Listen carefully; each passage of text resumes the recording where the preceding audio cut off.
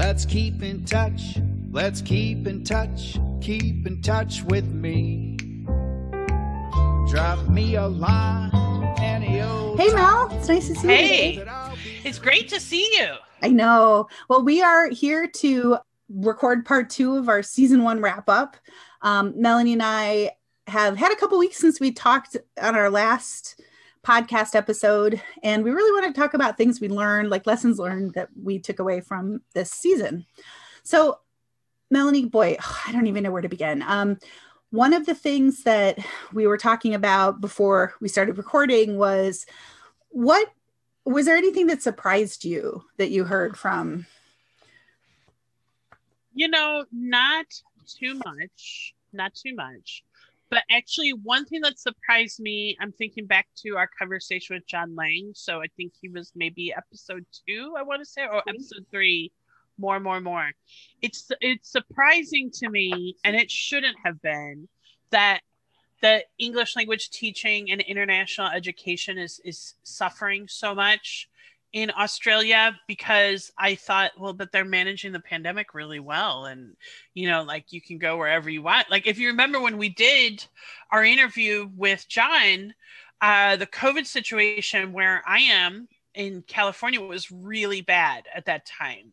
And John is like he's at a market with tons of people there. Nobody's wearing a mask. Like, everybody's sitting down. It was just really kind of surreal. It was like if you've ever seen 28 Days Later, when they're kind of like, it's post-apocalyptic landscape, and then a plane flies overhead at one point, and you realize, oh, in other parts of the world, they've handled this much better. So it was surprising to hear that their industry had been hurt so badly, but now it all makes sense, because one of the ways in which Australia has dealt with COVID has been just by not letting anyone into the country, which is a way to do it. And they just kind of made a decision that it was okay to destroy those industries. That's kind of how I feel about it. Yeah. Go ahead. I was going to say, one of the things that really surprised me from that discussion was just how much the $1 trillion industry that is in Australia. That number really did strike me, because I knew it was a big industry, but I'm trying to think of what is the parallel. What if there was just, I don't know, some other $1 trillion industry that was just cut off? I guess we had that with restaurants and air travel, and yes, but everybody was up in arms that you couldn't go to a restaurant, or that it wasn't easy to travel. I think once again, it comes back to the value of English language teaching, how we value that. And we don't value it as highly in some circles as we could, in large part because you're teaching foreigners. That's actually my belief, is that there's an imperialism and a racism that's kind of inherent in views towards English language teaching and international education. And so the result is the people who are working in that field, I'm talking teachers, one-on-one, any sort of academic management of that, they tend not to get as well paid as they would in another industry. Now, that said, to be fair, academia is like that, right? Like, you are going to make more money as an engineering professor than as an English professor. This is just the truth, okay? And is that fair? I'm not saying it is fair. I'm saying that we value certain industries and certain groups over others, and that actually is reflected in salaries. But yes, I think that's why they cut it off, because, well, it's affecting foreigners, and so who cares if we don't let a lot of foreigners in? That's, by the way, that who cares is not my feeling. Yeah. Okay, I very much do care. So yeah, the value, of course, we had that all throughout the season. We talked a lot about ELT as a commodity, which I think is something that you have so brilliantly stated many, many times. And it's just such I love it when you call me brilliant. Yes. Thank you. This is why we're friends. Leon. And there were definitely some things that I, as an outsider, was surprised about. I remember one of the things that Jeffrey shared with me when we were talking about English language teaching in Korea and salaries. And he talked very candidly about it's not a high salary, and he has housing, which makes a huge deal. Yeah. But one of the things that he said that like kind of made my jaw drop was that he said recently he'd been looking on Dave's ESL Cafe and just looking at listings for teaching in South Korea, and the salaries, I think he said they were like, I can't remember how many won, but like basically like $2,000 a month. Yeah. But his point was, I was making, what he said was, I was making $1,500 a month teaching English 30 years ago in Korea. That's shocking. Yeah, it was really, really like, I was like, are you kidding? In 30 years, the salary is basically the same. Well, that's true, and it isn't, skewed, right? Because I'm sure he makes a better salary than that at whatever he's doing. But my point was like, for somebody who wants to go and teach, that salary marker hasn't really raised the entry much. level. Yeah, and what I was going to say is what you would find on Dave's ESL. Who goes to Dave's ESL Cafe?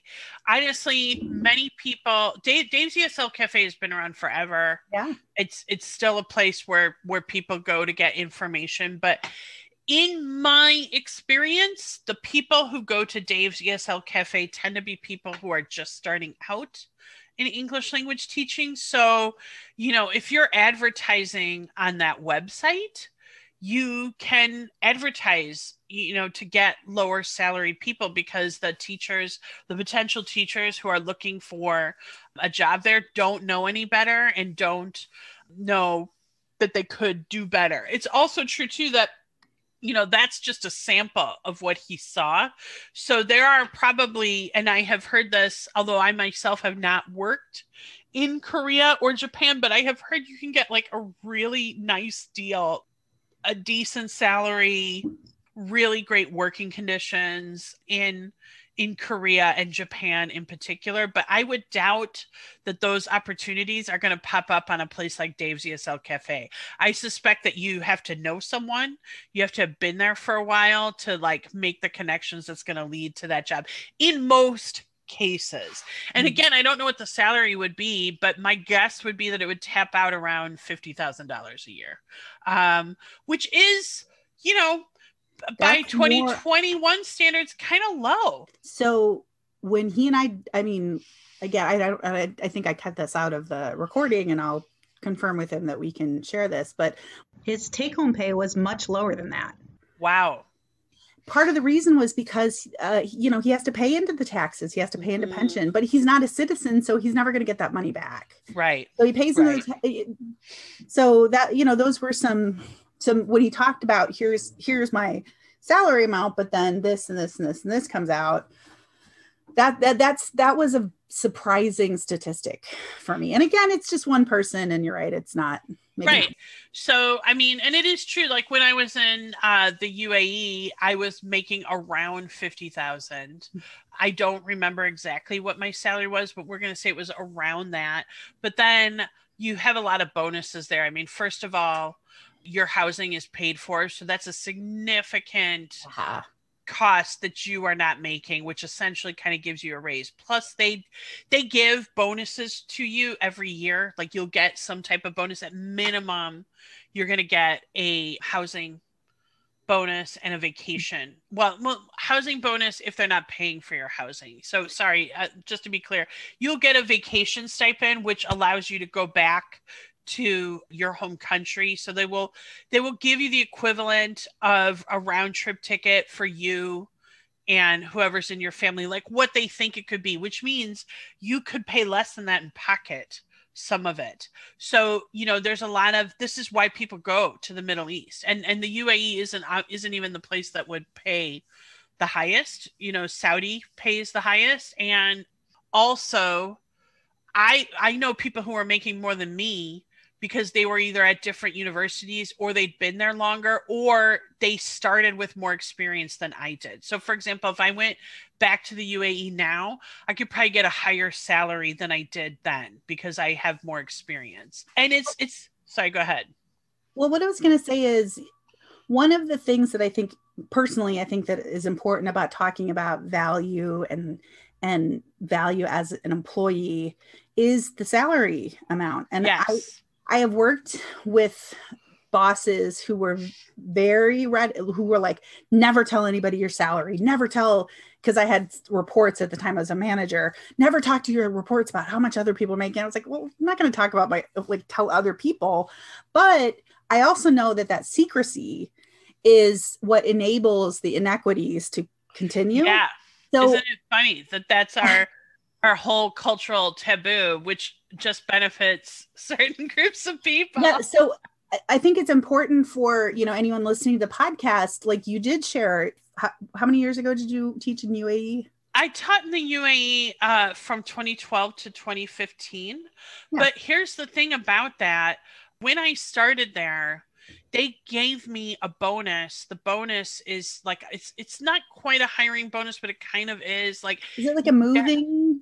It's like a moving stipend, and it feels like a lot of money, because it is. You get like $10,000, and it's to furnish your place, because you frequently need to buy every single thing. Like, you have to buy a stove, you have to buy a fridge, because the apartment you end up in will not have those things. But from what I understand at the time, I was obviously super excited to be getting this big wad of cash, but actually many people were complaining that was the same amount that they were giving in 2000. And I was there in 2012. So, that was 12 years later. So I think that does happen a lot. Like, when a particular institution or organization initially begins trying to attract people, the offer is really attractive. And it's still attractive 10, 12, 15 years later, but it's just not quite as good as it was at that time. But, sometimes you're in the right place at the right time. That's just how it is, right? Yeah. Well, thank you. I mean, I think it's important that you did share your base salary and talk. And of course, you may, like you said, there were other bonuses and stipends, but it's important to know salaries. I think when you're in an industry, I think it's important to know what your competitive salaries are. Plus, that salary is a year-round salary, okay? And that is actually rather unusual for many in the English language teaching, not all. But if you are a teacher, you may be teaching week to week. So your schedule will change depending on the week. You may be teaching semester to semester. That's very common. So one of the benefits, and actually a reason that I went to the UAE, was because I wanted a permanent faculty position to enjoy just having that stability, because that is one of the things, it's one of the things that attracts people to English language teaching, is that you have a lot of freedom and flexibility. You can go to Thailand, you can go to Prague, you can go to Peru, or wherever you want to go. But the other side of that is that there is this, as Julie Butters referred to it, this precarity in the industry, which many people that might be listening today will absolutely understand, because we've all just been through it with COVID. Many people lost their jobs. I know a number of people in the ELT industry who either had their hours significantly reduced or were let go. And some of those people, this is the thing, some of those people will be hired back. Some of them have already been hired back, but some of those people who might be very, very good will get other jobs, and then they won't return, and we'll just lose them permanently, which is a shame. Yeah. I remember John mentioning that one of his fellow teachers went into like concrete sanding or concrete flooring or something. And he said, well, he's making more money doing this than he was teaching. Yeah. And yeah, it's tough. And I feel that struggle, because I love so much about working in this industry. I love helping people.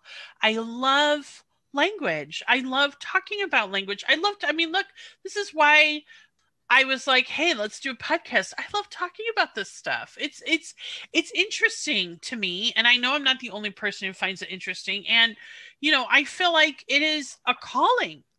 So that's great, but I'm not like, I don't need to be taking a vow of poverty to make my calling, right? And I think it's hard, because if you want to make a lot of money and have a secure job in the English language teaching industry, you can get that in an English speaking country. Absolutely. You can get that in the US or definitely Canada. You can get it. Or Australia or the UK. It is possible. And surely there are people listening who have that. Okay. But frequently, if you want a job that's going to allow you to have some sort of middle class lifestyle and the security that you want of like a permanent position, you're going to have to go abroad. You're going to have to. And I think, like, again, that's something that attracts people to English language teaching because you want to do that. But then eventually you're like, yeah, but I would really like a home in my country, maybe. I mean, not everybody feels that way. Of course, there's some people, and I know a number of people who have sort of, they seem to have made a decision to be mostly permanently abroad because the deal they get is just better. But I feel like, but no, I don't want to do that. I want a good deal and I want to be where I want to be. Why can't I have both? Why can't I have both? The story of my life. I've known Melanie, as we talked about, for like 30 years. And she's often said that is what her like tombstone or epitaph should be. Why not both? Why not both? Yes. Oh boy, I had like a point on the tip of my tongue. Oh, this was about if you want security, you have to live outside of your country. Well, so that or what we've heard and seen is you need to do something other than teaching in ELT.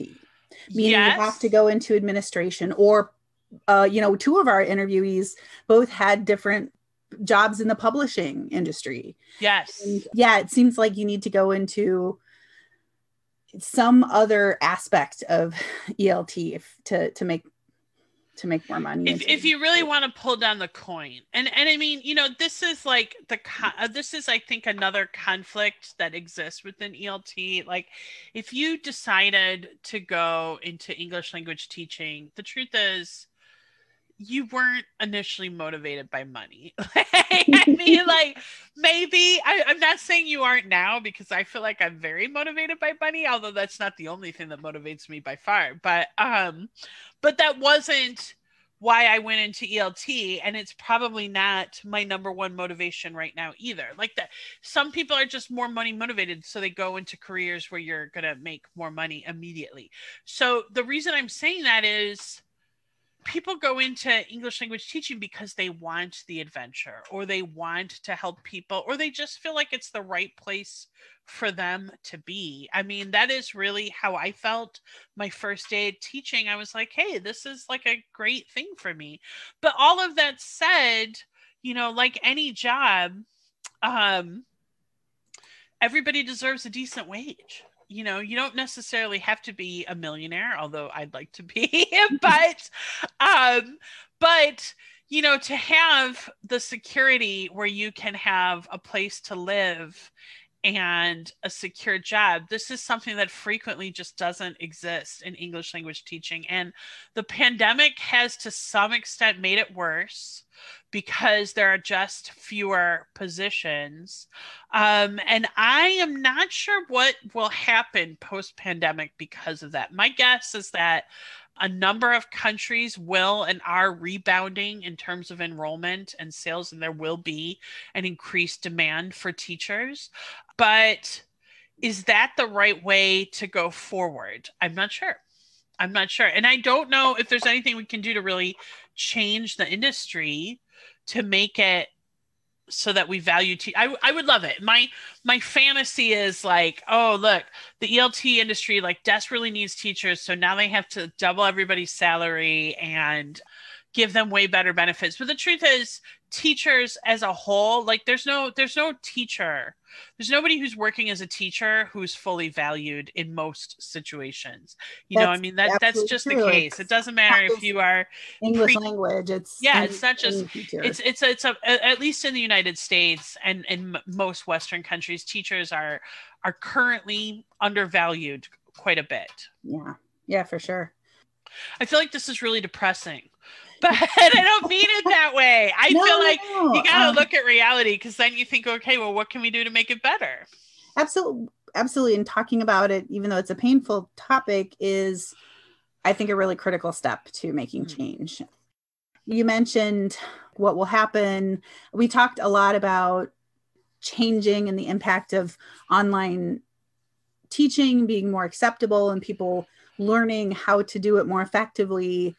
My dad was just telling me about a friend of his whose daughter is teaching English to Chinese students from the US. And he said, so she gets up at like 2 a.m. and gives her class. A lot of people are doing this. And so that to me is really interesting. And it segues in some ways to your upcoming book, which we're working on. Yes.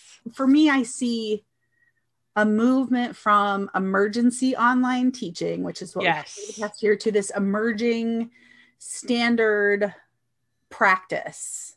And I think that's really exciting. But I think that, as you note in your book, it's important to have some pedagogy around it and have some standard procedures that any teacher could be trained on or be able to pick up, just like traditional teaching lesson plans and classroom management, that it has its own unique things. And when done well, it can be successful in the right situation. It was interesting, if you recall, when we interviewed Joy, she said that in the future, there'll be a degree for this stuff, and that when we were going to school, that there wasn't a degree for this. I mean, obviously now there's instructional design and educational technology and all of that. That is a lot for, not entirely, because this is built into academic programs as well, but a lot of that is like how to, if you're going to be creating online courses, how do you do it? How do you develop it? But that's not necessarily, if you're going to teach online courses, how do you do it? And I think we wasted a lot of time last summer.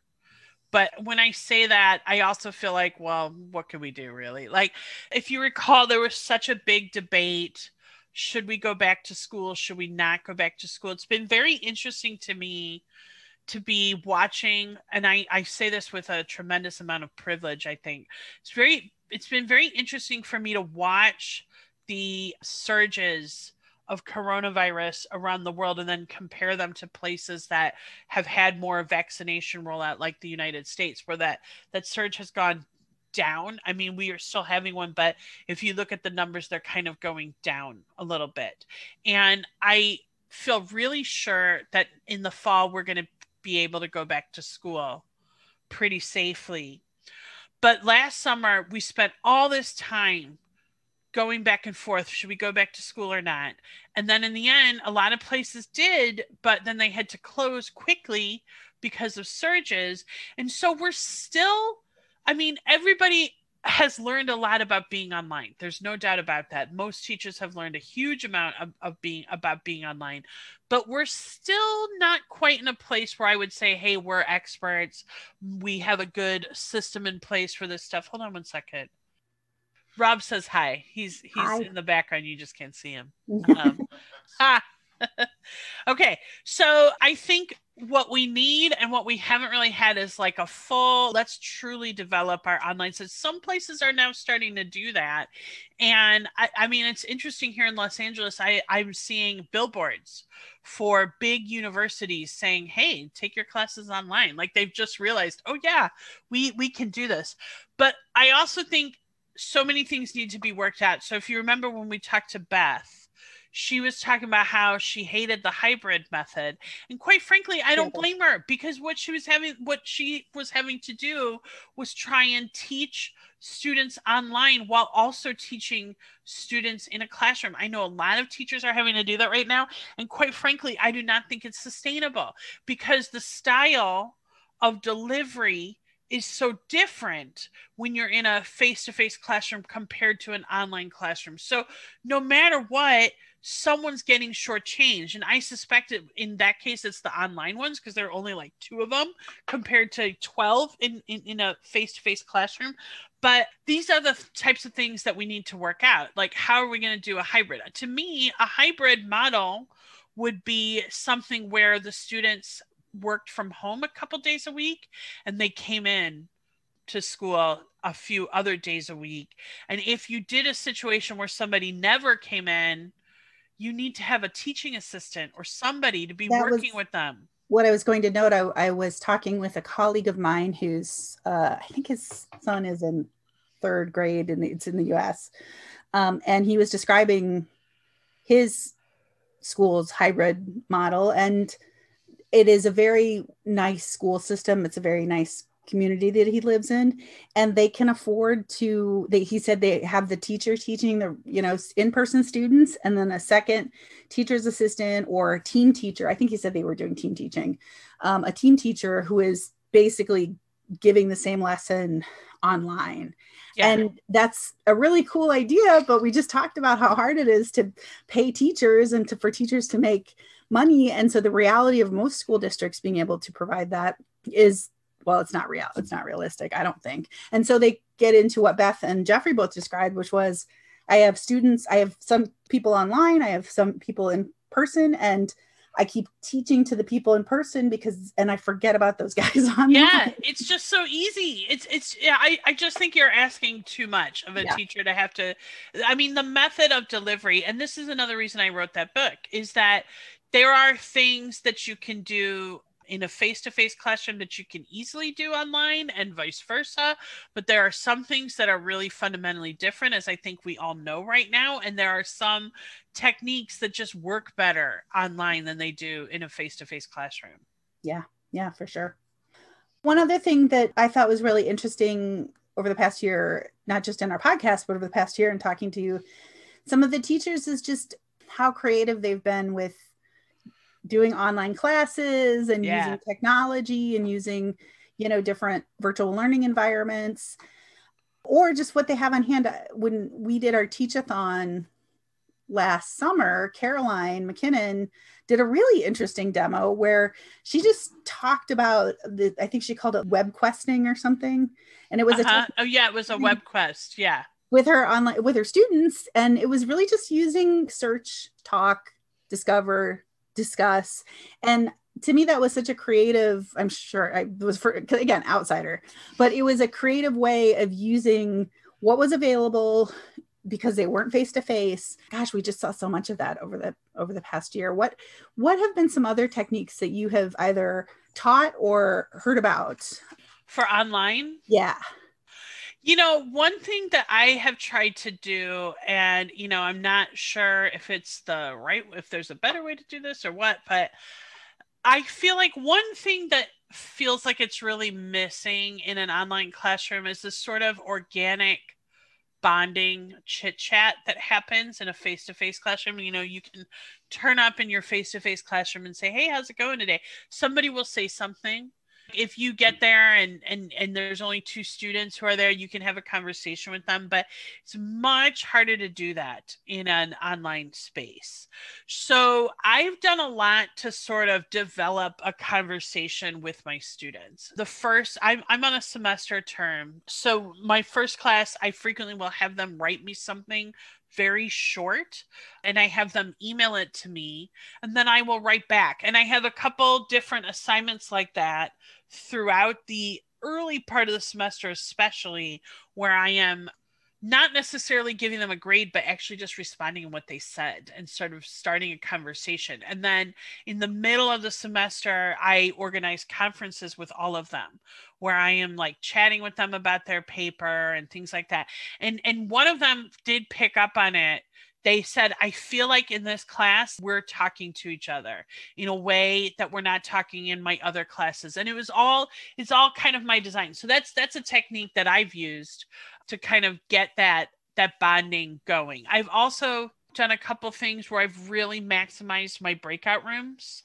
And I try to, the breakout rooms are kind of hard because, again, in a face-to-face classroom, you would be monitoring those students. It's very easy to just like kick back and look like you're not paying attention to them, but actually you're really watching them, and you can step in and guide as you want. But for breakout rooms over Zoom, you have to go into the room. And so the second you're there, if they notice you, they're like, oh, hello, professor, or whatever. But I try and set up activities where they're with the same group throughout the semester. So they have like 4 or 5 people who are together with them. So they're making a connection with some people. And I will always try and add a little bit extra time to those breakout rooms, a little, so that they can just chat with each other. So that's something I've been doing, but I really think actually giving them a group that they're going to hang out with through an extended period of time is really good. They get to know those people. And the truth is, this is not always successful because some students, depending on their age and their motivation, you might put them in a breakout room and then they do nothing. And I have certainly had it happen where I've gone into a breakout room and everybody's camera's off and they're all on mute. And I'm like, what? Okay, what are you doing then? Looks like you're doing nothing. I mean, hey, that's what students have done throughout time and from the first is not do what you ask them to do. Anyway, I have found those things to be really good.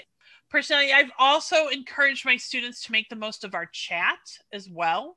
So, I mean, it's interesting because I have 2 classes this semester. One is definitely chattier than the other. The class that's chattier, they use the chat all the time. They will actually say something, like they'll just break out and say something in the middle of a lecture, which is something that happens frequently in a face-to-face classroom, but happens a lot less in the Zoom. And my other Zoom class, they're much quieter. I feel like sometimes I'm just talking and nobody's there. So yeah, that technique that you were talking about of sort of setting up campfire groups, or there's so many terms. Yes. The one term that Beth used, or that they were using in her school, was cohorts. That they have their group of cohorts, and personally I found that absolutely charming because it's a fun use of the word. Yes, it's your graduate cohort. Well, what are we going to talk about next, Melanie? I guess one thing I think would be interesting to talk about is, I hate to leave the conversation with just like, oh, it's so bad, they don't pay us enough and blah, blah, blah. Okay, first of all, we all know that. It is known, as they've said.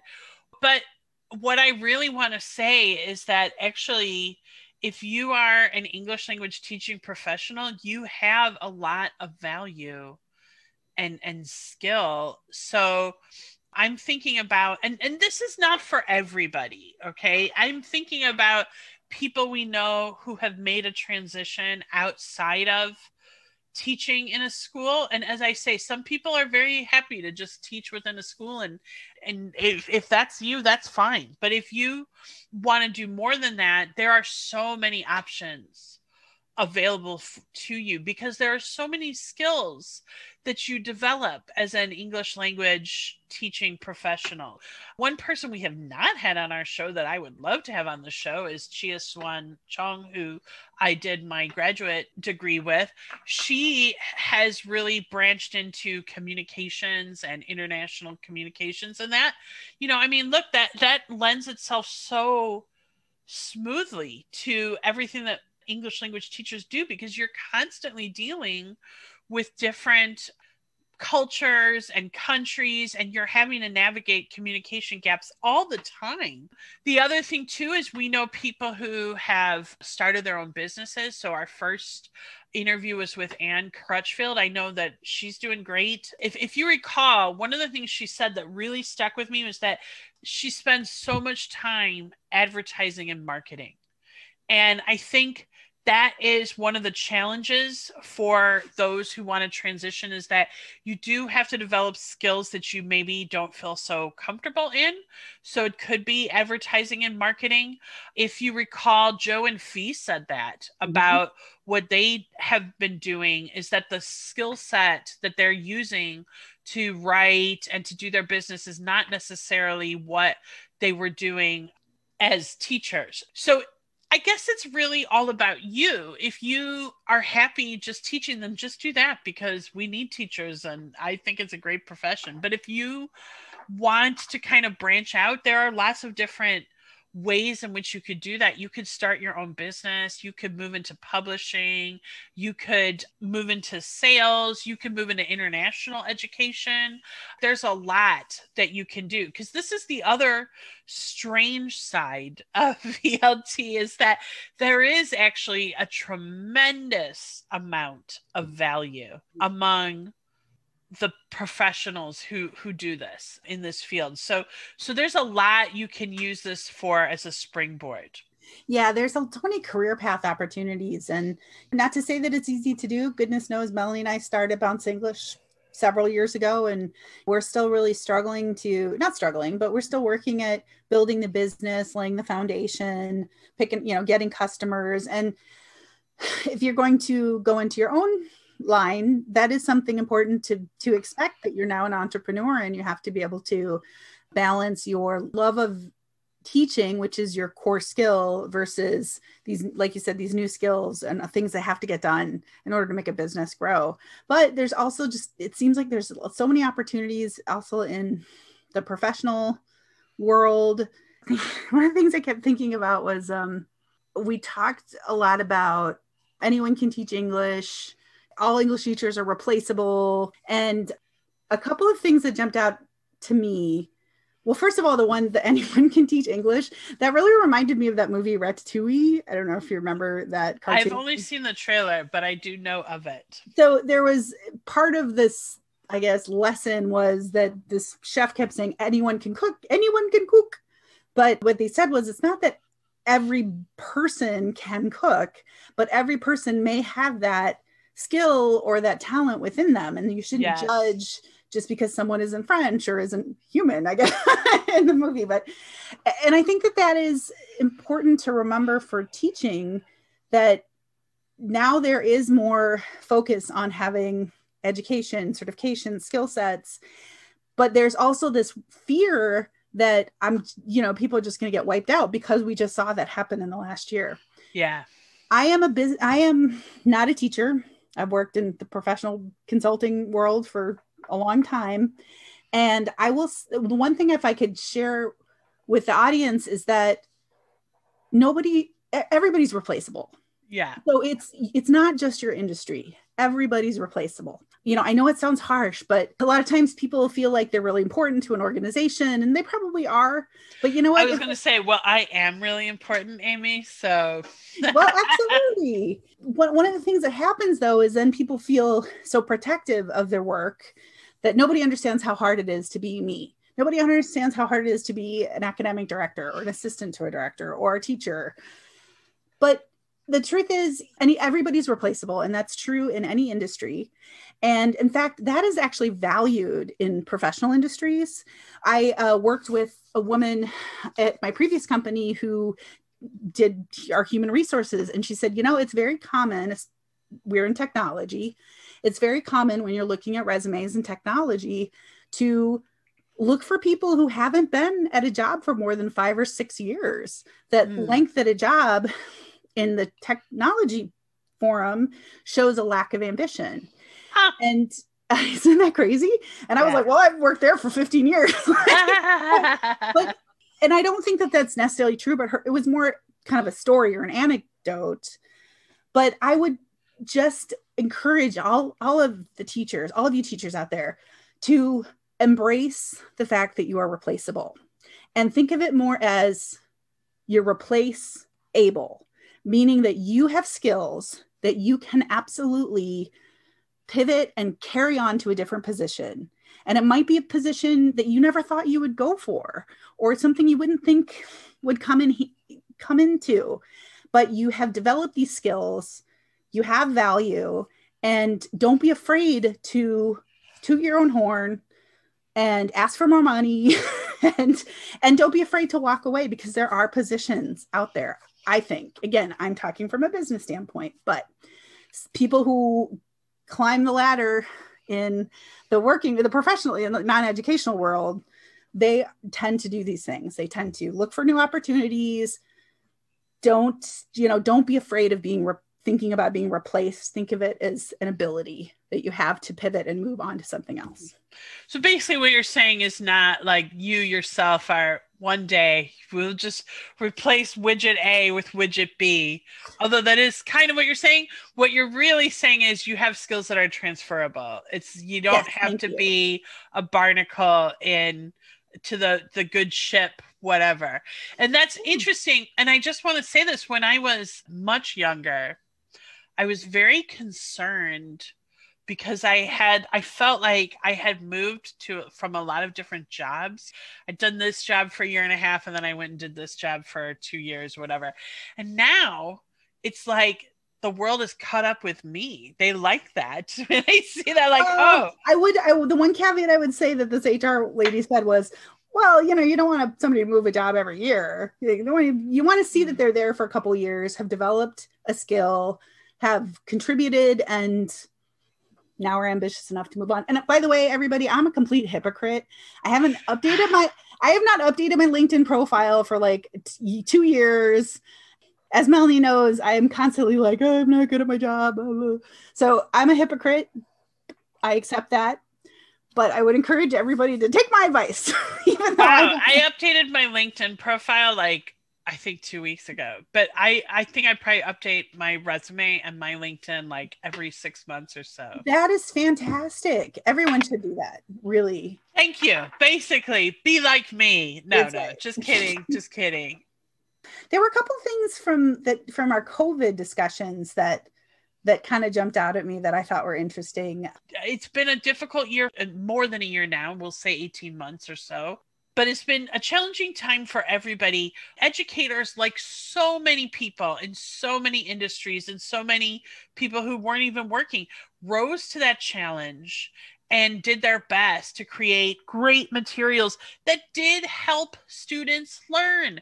There are lots of students who learned a lot of stuff in spite of the pandemic. But the truth is, the pandemic was also a very traumatic thing for all of us. Beth made the point that the reality is we're not going to understand the effects of this for at least 10 more years. Yeah. We're still in it, and you just got to keep moving forward, and the time for reflection is in the future. It's funny because now that, we're recording this end of April 2021. We started our recordings for season 1 in December 2020. I feel like we're in a very different place than we were at that time. And I have just taken a trip from Chicago to Los Angeles. What was, I really felt at the airport, okay, I guess this pandemic is over. It's not, but there were so many people there. People were close together. I am totally vaccinated. And I was thinking to myself, man, I hope that vaccination works. And I hope these other people are vaccinated too. But also, like, I spoke to some friends who just came back from a trip to Hawaii. They said every single place they went had like a 2-hour wait. All right. So the reason I'm mentioning this is because I think, things are quote unquote going back to normal or going as they were, and kids are going to be right back in school. They're going to be back with their friends. Many of them already are. They're going to catch up on a lot of this stuff. This is what I mean. Kids are resilient. If they didn't learn thing X when they were 12, they can learn it when they're 13. That's my attitude. Yeah, for sure. The other thing that made me chuckle, and I think it was Jeffrey again. He's just a more recent interview. So I've tremendously valued everybody we've talked to and had like so many interesting takeaways. But the other thing he said that was funny is that so quickly after COVID started, his students started using it as an excuse to not get their shit done. Yeah, exactly. I gotta say, fall 2020, I can't tell you how many emails I got from students who would say something like, well, it's been really hard with the COVID, blah, blah, blah. And of course it has, and actually in all cases, I was just like, sure, fine. But they know they can use that excuse. Yeah, it's like, and hey, let's be honest, Amy, think back to our own college days. Would we have used that excuse? Oh, yeah. And my I'm just really suffering because of the COVID. I can't get this paper done. And my professors would have absolutely been in the right to say, COVID didn't give you that C on the paper. Yes, it did. It did. Oh, well, so Melanie, what's happening with Bounce English? Where are we going from here? Well, I think we've done some really exciting things recently. We did this podcast. That's great. We've done a little bit more focus on the types of training we deliver. So we just created some great materials for training corporate clients. And also we have a couple things on the docket where we're delivering some training workshops to organizations. So I'm speaking to an organization at the end of May in Colombia about training, and I just did a workshop this week. So that's kind of what we're doing. You've also written a short book about Oh yeah, and I wrote a book. I wrote a book. It's a fast read. It is all about how to make online teaching more engaging and effective. It's called From Panic to Pedagogy.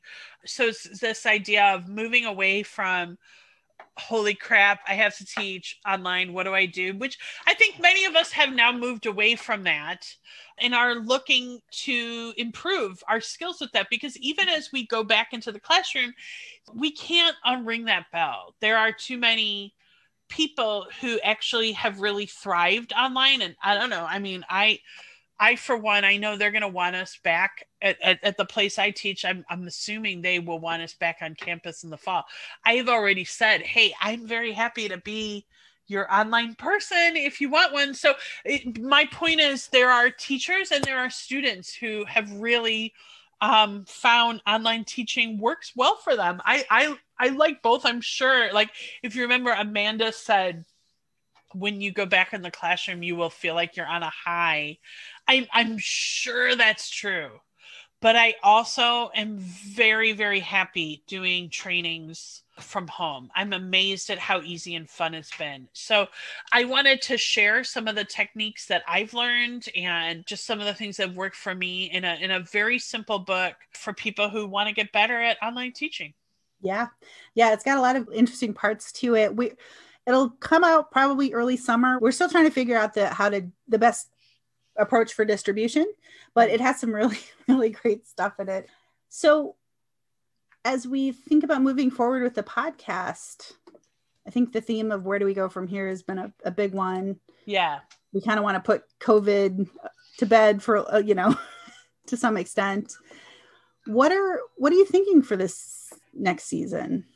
Well, I mean, COVID is not over, obviously, but I think as more people get vaccinated, and I really, really hope we do more to vaccinate countries that we do more to help countries that have had less success getting their populations vaccinated. But as more and more people get vaccinated, COVID is going to be more and more in our rearview mirror, I think.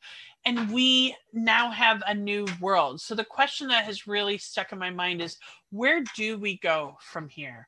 What does English language teaching look like? I know you didn't see that, audience, but Rob just snuck up on Melanie and gave her a little kiss. Yay! That was really nice. So how is teaching in a post-COVID world different? We're going to go back to the classroom, but what will we keep? Because we will keep things. So that is a question, and I would like to explore more deeply this question of value. And I think this could possibly be of interest to our listeners, how you can take some of the skills that you've developed as an English language teacher and what else you can do with them, how to go further with English language teaching, whether that is to further develop your skills as a teacher within the classroom, which is a very useful and worthy thing to do with those things, or whether you want to take those skills and go into something entirely different. But this is sort of what I'm thinking would be very interesting for the next season. Yeah, for sure. We don't have a plan yet of when we're going to release the next season. We still have to schedule interviews and make our plan there. So we are going to take a hiatus. I don't know for how long. We will be back because we really love doing the podcast and love talking so much to everybody. And thank you for listening. Hey, if you have any suggestions, anything you want us to cover in season 2, get in touch with us. Yeah. Email us at talktous@BounceEnglish. talktous@bounceenglish.rocks. Yeah. We can't afford the .com extension. Yet, Amy. Yet. So yeah, that's about it. Thanks for listening, guys. Thanks for being a part of this magical journey with us. Yay! Yay! Thank you for listening. You're awesome. Be kind to yourself. Be kind to yourself. Cool. Peace out, yo. Bye-bye. Big old crush. Come on, baby. Let's keep in touch. You want to roll? So, Okay. Are we ready to roll? Yeah, I didn't prepare in the way that I don't know. I felt like I was going to study and review, but I didn't actually do that. I just wrote it down. That's okay. Winging it is a very acceptable. And it's very tough.